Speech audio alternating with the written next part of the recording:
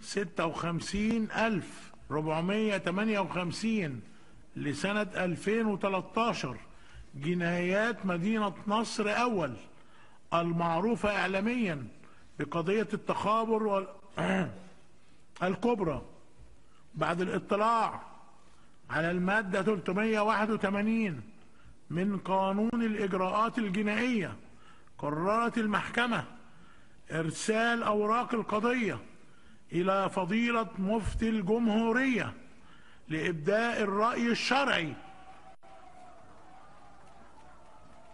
تاني، لإبداء الرأي الشرعي فيما نسب إلى كل من المتهمين: محمد خيرت سعد عبد اللطيف الشاطر،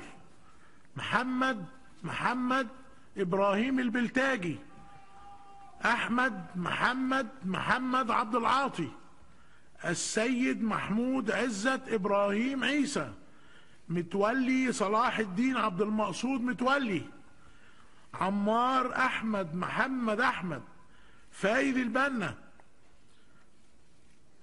أحمد رجب سليمان، الحسن محمد خيرت سعد الدين الشاطر سعد عبد اللطيف الشاطر، سندس عاصم سيد شلبي، أبو بكر حمدي كمال مشالي،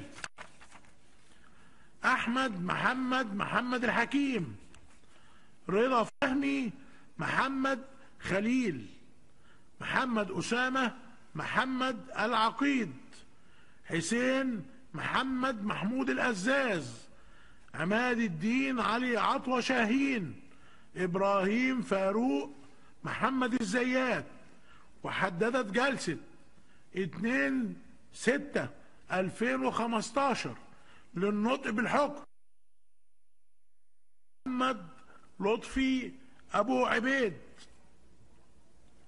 محمود فضل حسين،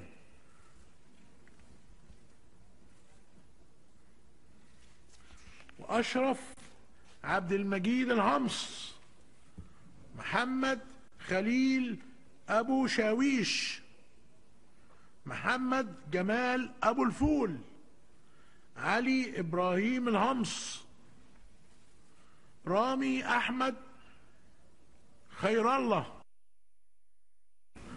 قررت المحكمة إرسال الأوراق إلى فضيلة مفتي الجمهورية لإبداء الرأي الشرعي.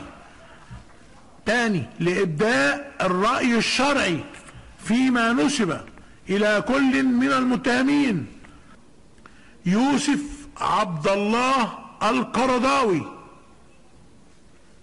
محمد سعد توفيق مصطفى الكتاتني، محمد مرسي عيسى العياط، عصام الدين محمد حسين العريان. وحددت جلسة 2/6/2015 للنطق بالحكم مع استمرار حبس المتهمين الحاضرين، وعلى النيابة العامة إحضارهم من محبسهم لتلك الجلسة. رفعت الجلسة.